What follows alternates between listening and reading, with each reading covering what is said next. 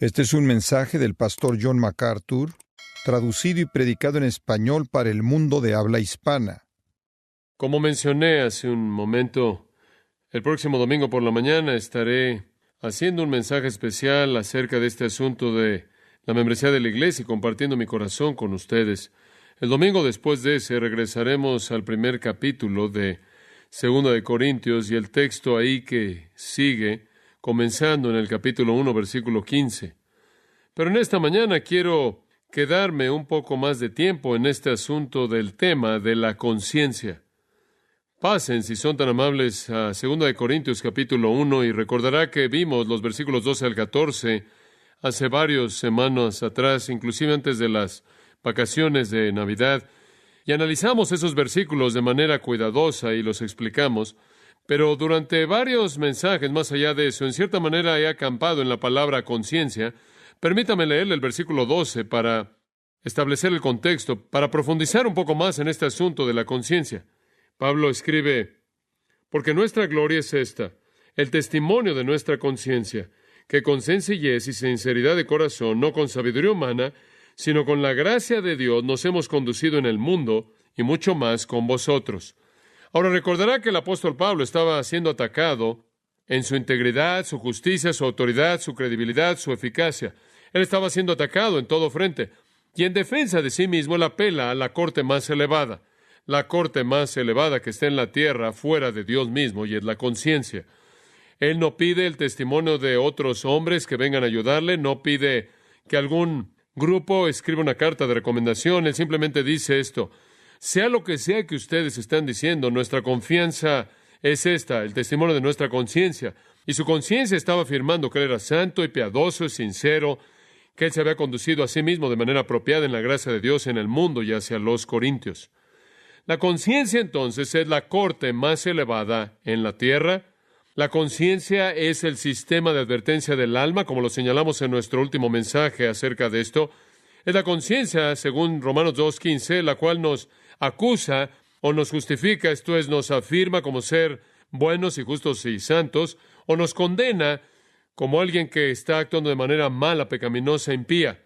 Y francamente, la conciencia es el mejor crítico porque conoce los secretos más profundos de nuestro corazón y nadie más los conoce fuera de Dios. Si vamos a tener una vida en paz y vamos a tener una vida tranquila, como Pablo la llamó una vida tranquila y en paz, y vamos a disfrutar de la felicidad y la satisfacción, vamos a tener el tipo de gozo que hace que nuestro corazón se regocije y nos da la libertad de servir a Dios con gusto y felicidad y sin restricción. Entonces tenemos que tener una conciencia limpia. Realmente esa debe ser la meta y el deseo de todo creyente, el poder decir lo que Pablo dijo: pueden acusarme lo que quieran, pero el testimonio de mi conciencia es este, que estoy viviendo en santidad y en sinceridad piadosa. Debemos experimentar ese tipo de afirmación por parte de nuestra conciencia. Y eso es desafiante, porque el pecado afecta toda nuestra vida, todo nuestro ser, lo más profundo de nuestro ser. La pecaminosidad se encuentra en la médula del alma humana. Jesús dijo, por ejemplo, en Mateo 5, versículos 19 y 20, del corazón salen los malos pensamientos, los homicidios, los adulterios, fornicaciones, robos, testimonios falsos, calumnias. Estas son las cosas que contaminan al hombre. Y después dice él, el hombre malo del mal tesoro de su corazón saca lo que es malo, porque de la abundancia del corazón habla la boca. Lucas 6:45. En otras palabras, en la profundidad del corazón humano está la pecaminosidad que permea todo y se levanta para crear el tipo de palabras y el tipo de acciones que identificamos como pecaminosas. Francamente, es la naturaleza humana el amar el pecado y el odiar a Dios. La mente carnal, Romanos 8:7, dice, es enemistad contra Dios. Nacemos amando el pecado, amándonos a nosotros mismos, odiando la justicia y odiando a Dios. Sin embargo, aunque nacemos de esa manera, escuche esto, el pecado no es una debilidad, una falla por la cual no podemos ser hechos responsables. Es un antagonismo energético deliberado en contra de Dios que emana de nuestra voluntad. Los pecadores, de manera libre, deliberada y gustosamente escogen el pecado. En otras palabras, El pecado que hay en nosotros se manifiesta a sí mismo en una rebelión deliberada, intencional en contra de Dios. La Biblia dice que los pecadores razonarán en sus corazones de esta manera. Salmo 12:4 dice, con nuestra lengua prevaleceremos, nuestros labios son nuestros. ¿Quién es Señor sobre nosotros? Como si dijeran, Dios no tiene derecho alguno sobre mi vida, yo voy a decir lo que quiero y haré lo que yo quiero. Isaías 57:4 caracteriza a los pecadores como niños rebeldes, quienes abren sus bocas y le sacan la lengua a Dios. El pecado anhela derrocar a Dios, quitarlo de su trono, usurpar su autoridad y colocarse a sí mismo en el lugar de Dios. Todo el pecado, por lo tanto, se encuentra en su núcleo un acto de orgullo. El orgullo dice, muévete, Dios, yo estoy a cargo, voy a hacer lo que yo quiero. Por lo tanto, todo el pecado en su médula es blasfemia. Todo el pecado en su núcleo es blasfemia porque ataca a Dios. Y cuando llegamos a este mundo, amamos el pecado, y entonces amamos nuestra rebelión, y amamos nuestro orgullo, y amamos nuestra blasfemia. Nos deleitamos en ella, y buscamos toda oportunidad que podemos para manifestarlo. Pero tenemos un problema, tenemos una conciencia. Y la conciencia nos dice que somos culpables. Nos amartilla. Es como un sonido imparable que está sonando en nuestros oídos espirituales. Y entonces, ¿qué hacemos? Tratamos de callar la conciencia al camuflajear nuestro pecado o redefinir nuestro pecado o evadir nuestra responsabilidad. Y usted podría resumir cómo hacemos esto, quizás en 3 maneras. En primer lugar, para poder callar nuestra conciencia de manera típica, tratamos de encubrir el pecado, enmascararlo. Esto no es nuevo. Adán y Eva hicieron esto en el huerto. Dice en Génesis que cuando pecaron, los ojos de ambos fueron abiertos y sabían que estaban desnudos y cosieron hojas de higo para cubrirse y se escondieron después de la presencia del Señor. Trataron de esconderse, trataron de cubrir el pecado. El rey David, en futilidad, trató de cubrir su culpabilidad cuando pecó contra Urías, cometió adulterio con la esposa de Urías, Betsabé. Cuando ella se embarazó, David primero trató de hacerlo parecer como si Urías era el padre del bebé, de acuerdo con 2 Samuel 11:5-13, eso no funcionó, y entonces tuvo que planear el matar a Urías, y eso simplemente multiplicó su pecado. Y durante los meses que David trató de enfrentar el embarazo de Betsabé, él continuamente trató de cubrir su pecado. Más adelante, cuando David fue confrontado con su pecado, él se arrepintió y dijo, cuando guardé silencio por mi pecado, mi cuerpo se desgastó a través de mi gemir todo el día, porque día y noche tu mano estuvo sobre mí, mi vitalidad fue secada como el calor de verano. Salmo 32, 3 y 4. David trató de cubrirlo y su conciencia simplemente lo plagó de tal manera que los jugos de su vida se secaron. ¿Qué es eso? La saliva, el flujo de la sangre, el fluido que conduce al sistema nervioso, literalmente se enfermó, se volvió un hombre enfermo. Una segunda manera en la que tratamos de enfrentar nuestro pecado para poder camuflajearlo y ayudar que nuestra conciencia sobreviva es tratar de justificarnos a nosotros mismos. El pecado siempre es la culpa de alguien más. De nuevo usted regresa a Adán y Eva, y Adán no culpó a Eva, sino de hecho a Dios. Y él describió a Eva como la mujer que tú me diste, y por lo tanto él no estaba solo culpando a su esposa, sino también a Dios. De manera típica, la gente trata de justificar su pecado porque creen que tienen alguna razón válida. Se convencen a sí mismos diciendo que está bien porque realmente son víctimas de algún poder exterior a ellos, algún poder ajeno a ellos, otra fuente. En nuestra día, inclusive, llamamos al pecado enfermedad, nos llamamos a nosotros mismos víctimas, negamos que hemos hecho algo que realmente está mal. La mente humana es interminablemente creativa en tratar de justificarse a sí misma, y la manera de pensar pervertida nos hace hacer eso. En tercer lugar, y de manera breve, ignoramos nuestro pecado. Tratamos de camuflajear nuestro pecado al cubrirlo, intentamos justificarnos como víctimas, o somos ignorantes. En otras palabras, podemos pecar en ignorancia absoluta. Somos tan ignorantes en términos de la ley de Dios, que simplemente pecamos de manera ignorante, y eso es algo característico de nosotros como pecadores. Como el salmista, tenemos que orar, ¿quién entenderá sus propios errores? Líbrame de pecados ocultos. Y eso es lo que David dijo en el Salmo 19. Hay cosas que pasan en mi vida de las que ni siquiera estoy consciente, como también manténme lejos de pecados presuntuosos. Hay cosas que conocemos y planeamos y premeditamos. Hay cosas que simplemente son actividades que son parte de nuestro estado caído de manera natural, tendemos a ser insensibles hacia nuestro propio pecado. Esta es la razón por la que Jesús dijo, antes de que andes en la vida en el ojo de alguien más, en Mateo 7, sácate tu pecado. ¿Por qué no te quitas primero la viga de tu propio ojo y luego ves el palillo de tu hermano? Y podemos ver el pecado con mucha frecuencia, con mayor claridad en otros que nosotros mismos, y el pecado es muy engañoso. Algunas veces pensamos que debido a que no vemos el acto de pecado, que no tenemos que enfrentar las actitudes de pecado que hay en nuestros corazones. Entonces, como seres humanos, simplemente hablamos de manera categórica, de manera general ahora.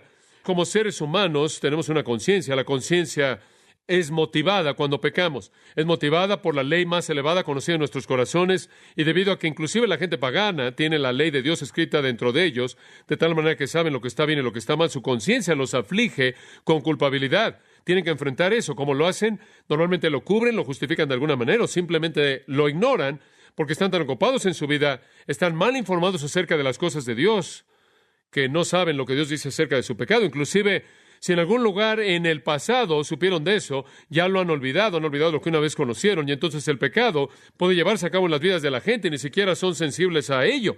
Se está volviendo ahora un patrón tal en su vida que ni siquiera lo identifican como pecado. Ahora, esa es una manera muy peligrosa de vivir, porque en últimas lo va a condenar a usted. En últimas lo va a enviar al infierno, porque usted está camuflajeando aquello que tiene que reconocer para venir al Salvador, ¿no es cierto? Y hemos hablado de eso. Ahora, quiero profundizar un poco en esto, porque me preocupa mucho esto en todas nuestras vidas. Y simplemente quiero hacer algunas preguntas en esta mañana y tratar de responderlas para que podamos profundizar en esto. La primera pregunta es esta: ¿qué es el pecado? Debemos tener alguna idea clara de lo que es el pecado. El pecado, según las Escrituras, es 1 Juan 3:4, la transgresión de la ley. Esto significa, el pecado es cualquier violación de la ley de Dios. Cualquier persona que practique el pecado también practica la impiedad. Como lo dice una versión, el pecado es transgresión de la ley, es una violación de la ley de Dios. Cualquier falta de conformidad al estándar moral perfecto de Dios es pecado. Ahora, la demanda central de la ley de Dios es esta. ¿Cuál es el primer mandamiento? Amarás al Señor tu Dios con todo tu corazón, alma, mente y fuerzas, ¿verdad? Y el segundo es este: amarás a tu prójimo como a ti mismo. Entonces, la cúspide de todo pecado es violar esos dos. La cúspide de todo pecado es no amar a Dios. Esa es la violación primordial. Y se manifiesta cuando Juan 16 dice que el Señor va a enviar al Espíritu Santo y va a convencer al mundo de pecado. ¿Cuál es el pecado del pecado? Porque no creen en mí. En otras palabras, eso va de la mano con no amar al Señor, es no amar al Señor Jesucristo. Por eso 1 Corintios 16:22 dice: si alguno no amara al Señor Jesucristo, sea anatema. Entonces, el pecado definitivo, la cúspide del pecado, la suma del pecado es la falta de amor a Dios, falta de amor hacia Cristo. Esa es la cúspide de todo pecado, esa es la suma de toda la pecaminosidad. La mente carnal, Romanos 8:7 de nuevo, no se sujeta a la ley de Dios y no puede. Entonces, una persona no regenerada no puede guardar la ley de Dios, y por lo tanto él peca y peca y peca y peca. Y el pecado que guía el desfile es la falta de amor hacia Dios, la falta de amor hacia Cristo, y junto con ello, el amor que va de la mano hacia sí mismo, que se manifiesta en orgullo. Nuestro odio natural de la ley es tal que, inclusive sabiendo lo que la ley demanda, no hace nada sino motivar más desobediencia. Escuche lo que Pablo escribió: las pasiones pecaminosas son despertadas por la ley, y no habría llegado a conocer el pecado fuera de la ley. No habría conocido acerca de la codicia si la ley no hubiera dicho no codiciarás, pero el pecado, tomando oportunidad a través del mandamiento, produjo en mí la codicia de todo tipo. Romanos 7:5-7. Pablo dijo: leí acerca de un pecado y después supe lo que era y después me vi a mí mismo haciéndolo. En lugar de que la ley de Dios me ayude a derrotar el pecado, la ley de Dios simplemente despertó el pecado. Entre más supe del pecado, más cosas en mi corazón quise cometer. Así es la inclinación del pecador hacia el pecado. Entre más aprende acerca de la ley de Dios, más peca él. La ley no le va a ayudar. La ley simplemente va a motivar el pecado. De hecho, Romanos 1:32 dice, supongo que el resumen de todo, aunque ellos, conociendo la ley de Dios, que los que practican esas cosas son dignos de muerte, no solo hacen lo mismo, sino que se deleitan en aquellos que lo practican. Ellos conocen la ley de Dios, saben que lleva a la muerte, pero lo hacen de cualquier manera y aplauden a los otros que lo hacen. Es sorprendente. Ahora, nuestra cultura entera en la actualidad refleja esta pasión por el pecado. Vivimos en una cultura en donde la pasión ahora es legítima. En algunas culturas no lo es. Y entonces hay restricciones sociales en lo mismo, pero no en la nuestra. Nuestra cultura entera refleja este amor apasionado hacia el pecado y nadie quiere aparentemente estorbarlo. En ningún lugar esto es más visible que en el mundo de los medios masivos de comunicación. Los medios masivos de comunicación se han convertido en los voceros de los pecados más bajos del hombre, Y en ningún lugar es más vil que en MTV. MTV, llamado música, televisión en inglés, transmite imágenes interminables de sexo, drogas y violencia, de manera interminable. Su programación de manera deliberada está diseñado para apelar a los deseos de los ojos, los deseos de la carne y la vanagloria de la vida. No tiene otro propósito. No tiene una virtud redentora.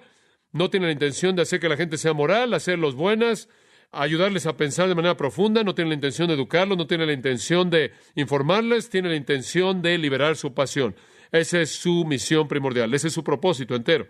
El programa de mayor rating en MTV es una serie animada que tiene a dos personajes cuyas vidas enteras son pasadas viendo videos musicales, desafiando todo estándar de bondad y moralidad. Beavis y su amigo, cuyo nombre no debe ser mencionado en público, pero ustedes lo conocen, literalmente ha llegado a las profundidades de la inmoralidad en la televisión. El lenguaje, las imágenes que se incluyen en estos programas son deliberadamente ofensivas, deliberadamente viles, son anticristianas, antimoral, y ni siquiera sería apropiado que yo las discutiera en un servicio de adoración. A pesar de esta realidad sorprendente de MTV, la cual es la escoria, el caño de la industria de los medios masivos de comunicación, MTV recientemente realizó un programa especial acerca de la teología del pecado. No lo vi en MTV, que quede claro, porque no tengo eso en mi televisión. Lo vi en PBS, en donde lo repitieron en el sistema de transmisión pública. Francamente me sorprendió ver que MTV llegara a reconocer el concepto del pecado, mucho menos hacer una serie especial acerca de esto ahí en MTV. Entonces me pareció curioso el ver de qué iba a ser. Vi un video del programa y fui realmente lo que esperaba, una racionalización humanista en su totalidad que presentaba el pecado como algo que no era malo, simplemente lo redefinió. Hubieron cierto tipo de conductas que dijeron que no se podían evitar. Algunas cosas eran imprudentes, no se aconsejaba que se hicieran, y a veces era no amable hacer ciertas cosas, pero no había nada inherentemente impío en nada, y no había nada que ofendiera a Dios, porque realmente no había Dios. Ahora, la serie estaba diseñada en torno a los 7 pecados mortales, y si alguno de ustedes tiene un trasfondo del catolicismo, probablemente han oído de los 7 pecados veniales o mortales. No se enlistan así en la Biblia, pero en la época medieval, algunos teólogos medievales elaboraron una lista de lo que pensaban que eran los pecados, los 7 pecados veniales. Es una lista algo familiar. Aquí están el orgullo, la avaricia, la lujuria, el enojo, la envidia, la glotonería y la pereza. No una lista bíblica, pero un grupo clásico, probablemente elaborado por algunos teólogos medievales. El propósito no era identificar todo el pecado, sino identificar las actitudes de raíz de todo el pecado. Notará que esos son 7 pecados, llamados los 7 pecados mortales, no acciones, son actitudes. Orgullo, avaricia, lujuria, enojo, envidia, glotonería y pereza.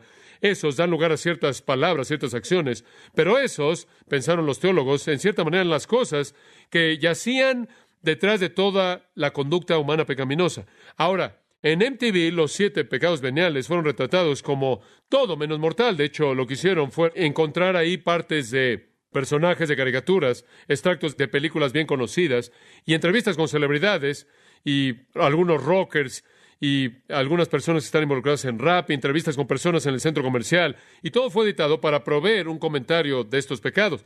Y estas son las respuestas típicas. Queen Latifah, una cantante de rap, dijo: el orgullo es un pecado, no estaba consciente de eso. La actriz Christy Alley estuvo de acuerdo y dijo, y cito, no creo que el orgullo es un pecado, creo que es algo que un idiota inventó. Fin de la cita. Un rockero del grupo de Aerosmith dijo, y cito, la lujuria es para lo que vivo. Para eso me metí en la banda. Para las niñas que están ahí en la primera fila. El rapero Ice-T dijo, hablando del enojo, y cito, es necesario. Tienes que liberar esta tensión porque la vida trae tensión. Liberamos nuestro enojo cuando grabamos discos. Cuando hicimos Mata al Policía, estábamos enojados y los policías se enojaron. Un personaje, Michael Douglas, en una película llamada Wall Street, dijo, la avaricia es buena. Y claro, junto con todo esto, hubo una inversión total de la definición del pecado, la apelación inevitable a la psicología popular para definir estos puntos de vista, y la defensa fue siempre a lo largo de la idea de preservar la autoestima. La psicología dice que no podemos estar etiquetando a la gente como pecadores, va a echar a perder su autoestima. Ice-T dijo, y cito, el orgullo es un mandato. Ese es uno de los problemas de los niños en las ciudades, en las calles. Los niños no tienen suficiente orgullo. Me metía en una pandilla debido al orgullo. Ahora, ¿qué tan torcido es eso? John Leo escribió una perspectiva de esto en una revista que se llama US News y World Report, y resumió el sabor del programa, el cual leí y pensé que era muy interesante. Escuche lo que dijo, y cito: en lugar del lenguaje de la moderación y el dominio propio, todo el mundo parece hablar en el idioma terapéutico de los sentimientos y la autoestima. El orgullo no es un pecado, debe sentirse bien acerca de usted mismo. La envidia lo hace sentirse mal acerca de usted mismo. Cuando usted tiene sexo con una mujer, un rockero dice, ella lo hace sentirse bien acerca de usted mismo.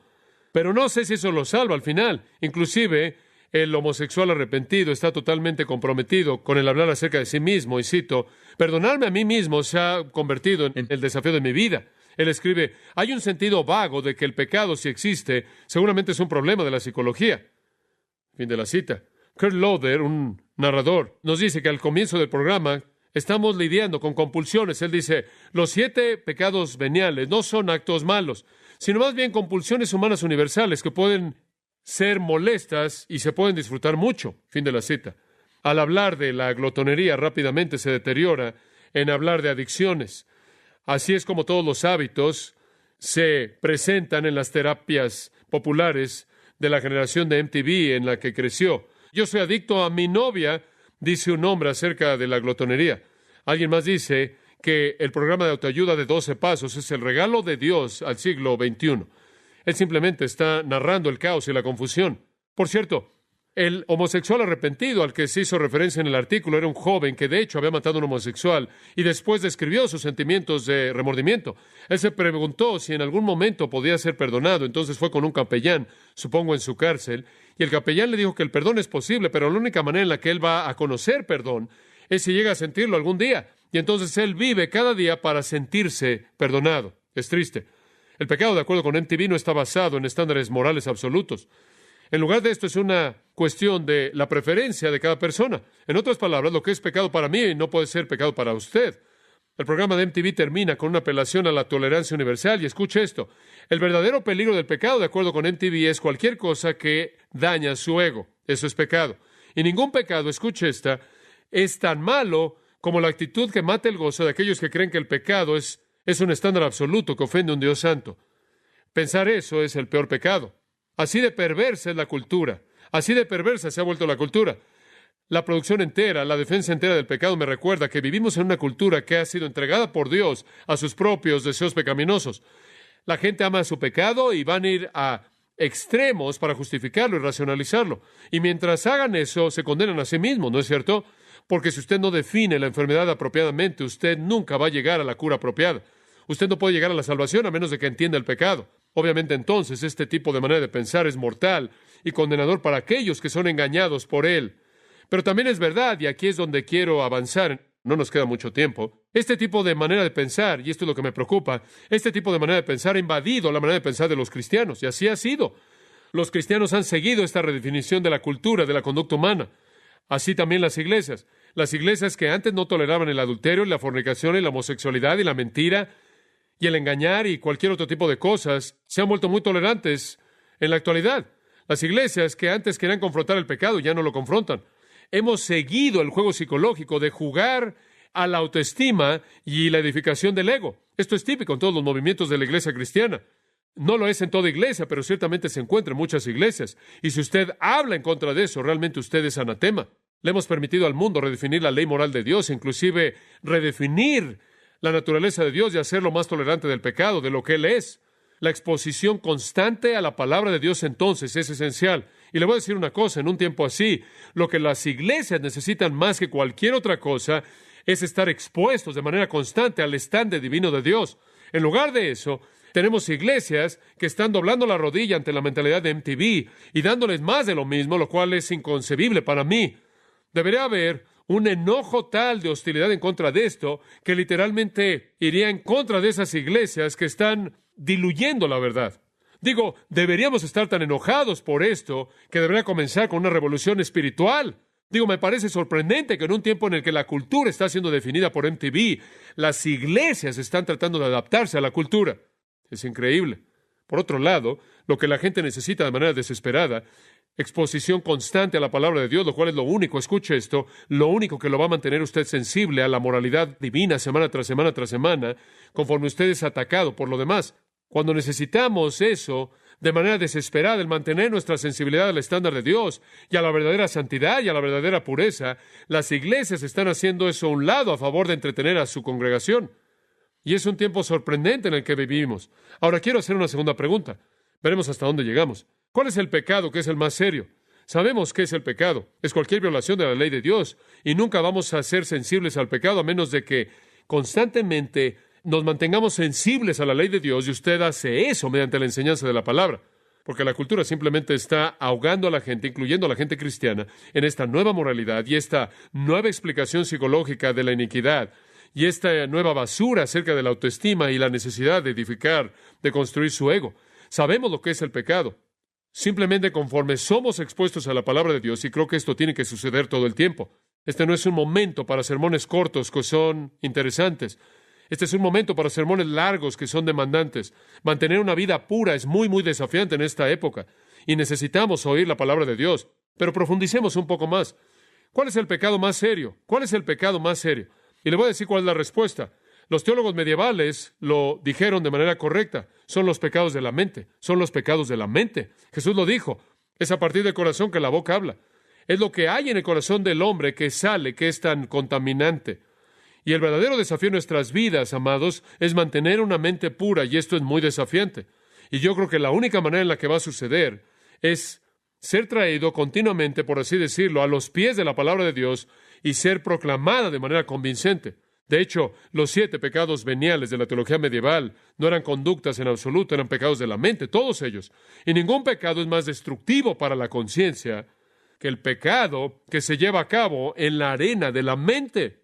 Los pecados en la mente atacan la conciencia como ningún otro pecado, porque escúcheme, la conciencia es el único freno. Un amigo cristiano puede ser un freno a un pecado de la lengua, ¿no es cierto? Usted va a tener cuidado con lo que dice si está junto a otro cristiano, ¿no es cierto? Un amigo cristiano, un marido, una esposa, un niño, va a ser un freno para pecados de acción. Pero el único freno que usted tiene en su vida entera para los pecados de la mente es su ¿qué? Su conciencia. Y usted necesita alimentarse de la palabra de Dios constantemente, meterla a su mente, para que su conciencia realmente opere a máxima potencia.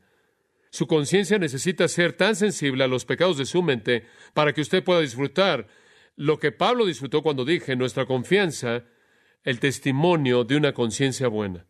Usted tiene que enfrentar los pecados de la mente. Solo usted y solo Dios saben de ello. 1 Corintios 2:11 dice, porque ¿quién entre los hombres conocen los pensamientos del hombre, excepto el espíritu del hombre que está en él? ¿Quién sabe? Nadie sabe, solo usted en su propio espíritu. Mucha gente que no hace obras malas, no obstante, son atrevidos y son malos en sus pensamientos. No actúan de manera mala porque hay presión externa y hay razones de peso por no hacerlo, pero están involucrados en la maldad en sus mentes. Un hombre quien, por ejemplo, se abstiene de la fornicación por temor de ser sorprendido, se podrá convencer a sí mismo de que está bien satisfacer en su propia mente fantasías pecaminosas, porque él cree que nunca nadie va a descubrir un pecado privado como ese.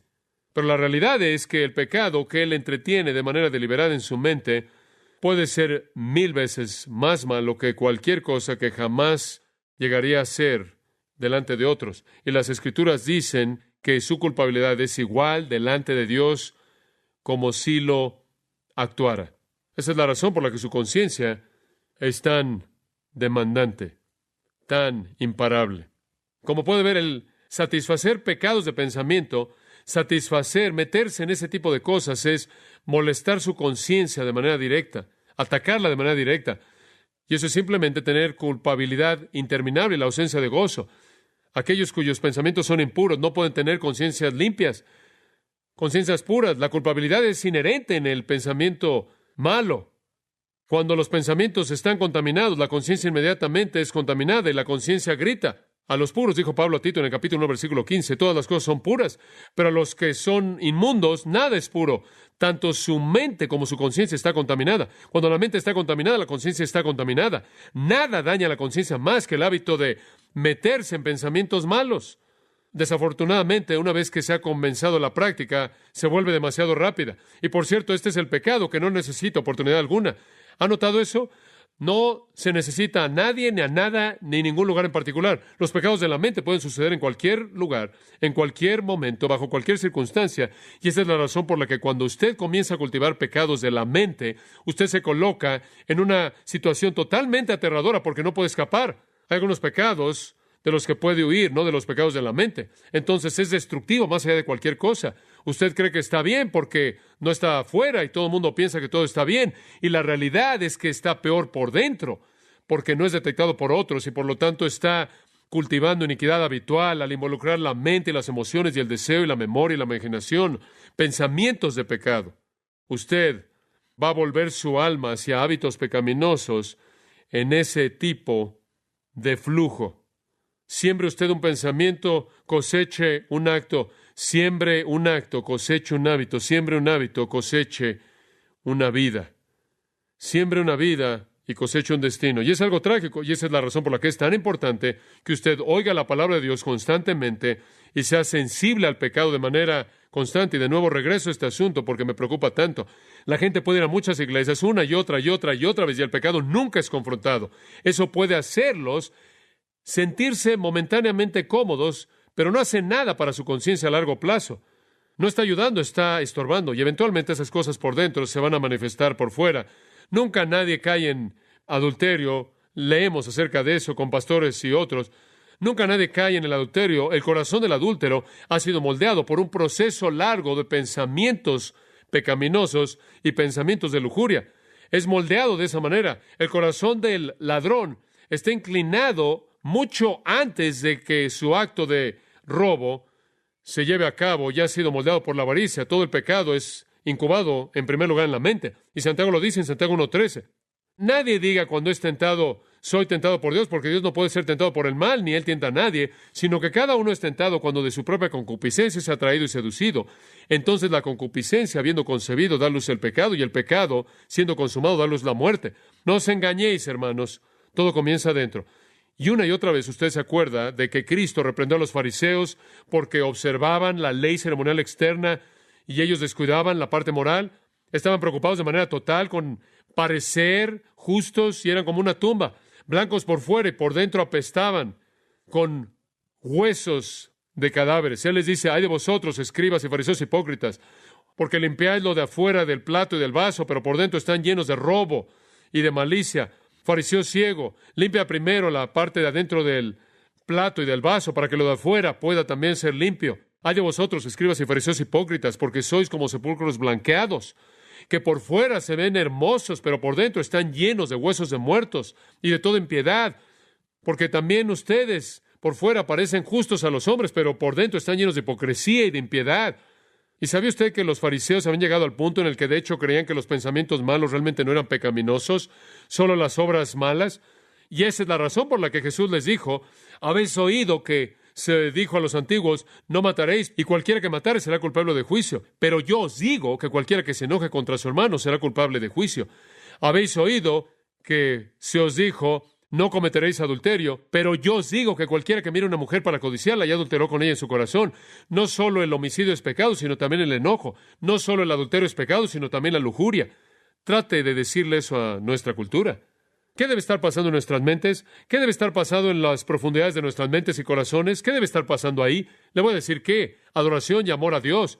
Adoración y amor a Dios. Cuando fuimos salvos para ser buenos adoradores, verdaderos adoradores.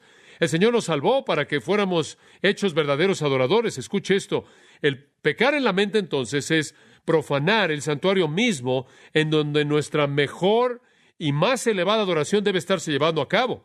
Entonces, cultivar pecados de la mente no solo contamina la mente, sino que quita el lugar de la adoración para lo cual fuimos salvos. Y ahí de nuevo puede ser definido como una forma de blasfemia.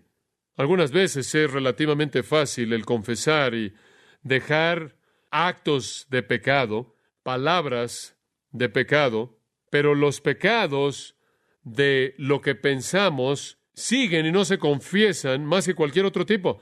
Son los pecados que oscurecen el alma, son los pecados que dañan la virtud, operan de manera directa en contra de la conciencia, y ahí está la conciencia peleando con todo lo que tiene en contra de este ataque.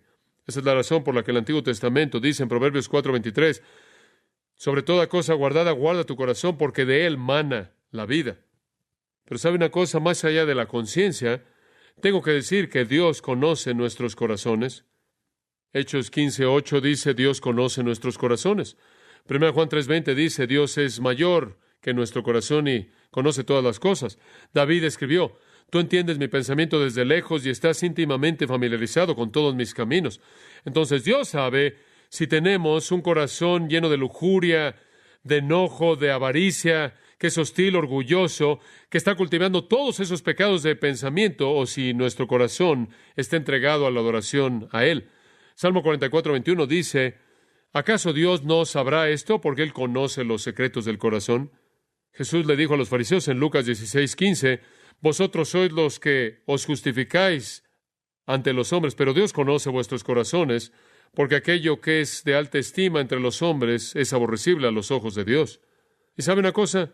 Lo que pasa en su corazón es la prueba de su virtud. Proverbios 23:7, porque cuál es su pensamiento en su corazón, tal es él. Proverbios 6:12, un hombre impío, un hombre malo, es el que con perversidad en su corazón planea el mal continuamente. ¿Quieres saber lo que realmente es? Vea su corazón, vea hacia adentro. Porque como el agua, el rostro refleja al rostro, así el corazón del hombre refleja al hombre. Proverbios 27:19. La conducta externa no es una medida precisa de su virtud. Los pensamientos de su corazón revelan la verdad. Los pensamientos de su corazón solo son conocidos por Dios y su conciencia. Y amados, es tan crucial que cultivemos una vida pura para que podamos disfrutar del testimonio de una conciencia limpia. Y sabe una cosa, entre más tiempo pasa aprendiendo la palabra y entre más es expuesto usted a la palabra, más está lleno su corazón con su verdad, mayor será su amor y su adoración hacia Dios, y la limpieza de eso va a llevar a una conciencia limpia. Honestamente, no sé cómo los hombres pueden de manera posible alimentar su vida de pensamientos, de cosas sucias y obscenidades y cosas impías y cosas que desagradan a Dios, y ponerse de pie y ministrar sin que sean literalmente atacados por su conciencia. Los consoladores de Job, ¿se acuerda de ellos? Llegaron a él y lo acusaron falsamente, y no había nada en su vida de lo que podían acusarlo, ¿verdad? Usted se acuerda de Job. Él era más justo que cualquier otro hombre. ¿De qué lo iban a acusar? Le voy a decir de qué lo acusaron. De una vida de pensamiento sucia. Sofar llegó a él y dijo en Job 20, versículos 12 y 13, la maldad es dulce en su boca y lo esconde debajo de su lengua. Aunque lo desea, no lo va a soltar y lo tiene en su boca. En otras palabras, él realmente es impío por dentro. No lo ven, no lo oyen, pero es sucio por dentro. El retrato que él pintó del pensador malo es vívidamente verdadero. Los pensamientos malos son como dulces para él. Para el pensador malo le dan una gran satisfacción sus iniquidades imaginarias, saborean sus fantasías malas, lo disfrutan como un bocado de dulzura debajo de su lengua, le dan vueltas en su imaginación, regresan a los mismos pensamientos impíos, de los cuales pueden derivar placer una y otra vez, los disfrutan como un animal que está rumiando, y traen sus pensamientos malos favoritos una y otra vez para reavivarlos en la mente. De esto acusaron a Job, pero lo juzgaron mal. Job se había guardado cuidadosamente en contra de eso. Esto es lo que dijo en Job 31:1. Hice pacto con mis ojos, ¿cómo había pues yo de mirar a una virgen? Yo no veo ninguna dirección que va a cultivar un pensamiento malo. Él sabía que Dios era la audiencia de sus pensamientos. Él dice esto, ¿acaso él no ve mis caminos y cuenta todos mis pasos? Si yo he caminado con falsedad y mi pie se ha apresurado y ha seguido el engaño, que él me pese con pesas precisas y que Dios conozca mi integridad. Y después Job negó que su corazón había seguido sus ojos. Él negó que su corazón había sido atraído por otra mujer. Ese habría sido un crimen de lujuria, dice él, iniquidad, e iniquidad a ser juzgada por los jueces. El esconder la iniquidad en el seno, dijo él, sería el cubrir la transgresión de uno como Adán. El pensamiento mismo sacudía su corazón justo.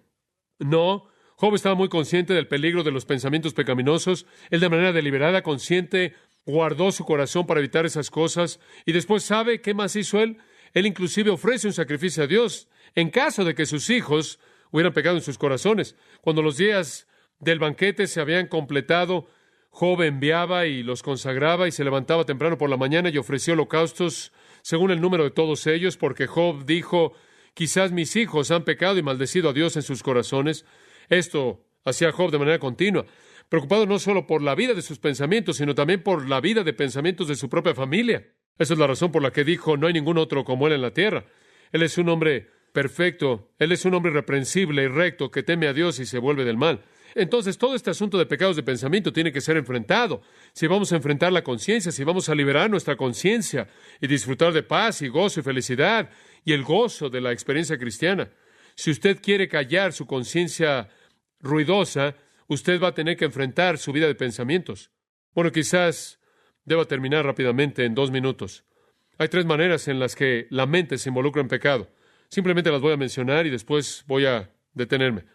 Pecados de memoria, en primer lugar, el disfrutar la memoria de pecados pasados, el traer de regreso una memoria de un pecado pasado y repetir el pecado de nuevo. No hace mucho tiempo atrás bauticé a un hombre que había sido homosexual, transformado por Cristo, su vida fue cambiada, su círculo de amigos fue cambiado. Él se alejó lo más que pudo de cualquier cosa que le recordaba de la vida pasada. Él no era tentado por amantes antiguos, él no era tentado por los homosexuales que lo rodeaban, pero ¿sabe qué era lo que le traía una tentación incesante? Adivine, su memoria, que reciclaba todas las relaciones ilícitas de su pasado. Memorias tan vívidas, tan incrustadas en su cerebro que él pensaba algunas veces que nunca podría vencerlas.